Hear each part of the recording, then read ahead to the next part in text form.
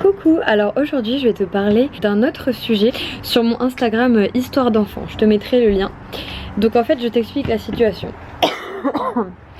Je garde des enfants et il y a une petite que je garde qui ne veut jamais aller à la sieste, enfin pas très souvent. En fait ma difficulté si tu veux c'était que je ne voulais pas la punir ou lui crier dessus pour qu'elle aille dormir. Elle revenait tout le temps donc je la mettais à la sieste, je faisais le rituel histoire, petite voix douce, je la couchais etc. Et au final, désolée ils me filent tous la crève, c'est une horreur. Et au final elle dormait pas. Et donc j'en ai appelé un peu à l'aide sur Histoire d'enfant parce que je ne savais pas comment faire sans être violente dans le sens les violences éducatives ordinaires, donc punir, crier, etc. Enfin, ce genre de choses qui sont banalisées. Donc voilà ma question, c'était que faire pour se faire obéir sans punir ni frapper. Et moi-même j'ai pas trop aimé cette formulation et quelqu'un l'a souligné, j'ai trouvé ça très intéressant. C'est l'idée du mot obéir, c'est-à-dire penser que du coup moi je suis l'autorité supérieure à l'enfant et que l'enfant a juste à écouter ce que je lui dis. Et ce que j'expliquais c'est aussi que je voulais quand même garder un cadre, donc le but c'était pas de ne rien faire mais de garder quand même un cadre et que mon intention c'était juste que les enfants soient bien, qu'ils comprennent qu'il y a des limites mais voilà qu'il n'y ait pas de violence.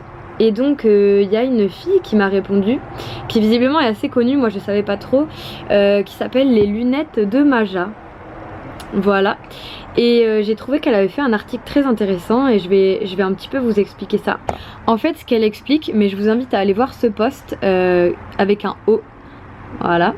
Ce qu'elle explique dans ce post c'est que en fait les parents veulent que l'enfant obéisse pour au final remplir leurs propres besoins à eux et non pas le besoin de l'enfant. Donc en fait ils sont pas dans l'écoute du besoin puisque c'est tu fais ça parce que moi je veux. Et j'ai trouvé ça très intéressant d'y réfléchir et de trouver une alternative. Moi ce que j'avais essayé c'était donc de prendre la petite, la remettre dans son lit, chose que je n'aimais pas du tout faire, mais j'ai essayé de me fâcher pour qu'elle aille se coucher, vu que je me suis dit, vu que les parents font ça, ça va marcher, mais non, avec moi ça marche pas.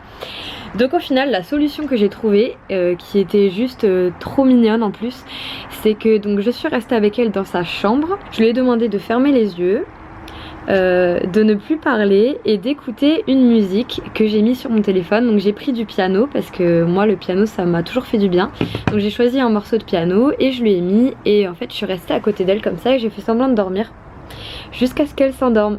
Donc ça a duré je pense 10 minutes et au final elle est allée se coucher, alors que les autres jours j'ai bataillé pendant parfois genre une heure et demie pour qu'elle y aille et au final elle y allait pas et moi ça m'épuisait parce que du coup j'avais aucune pause dans la journée.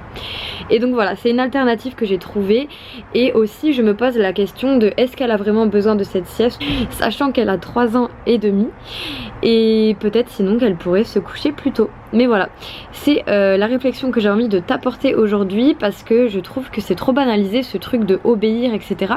Et je me rappelle quand j'étais enfant que je souffrais vraiment de ce truc de l'adulte c'est l'autorité, tu dois faire ce que veut l'adulte et toi on te demande pas ton avis comme si t'étais pas un être humain en fait. Voilà, ça demande plus de patience que de foutre des tartes je pense.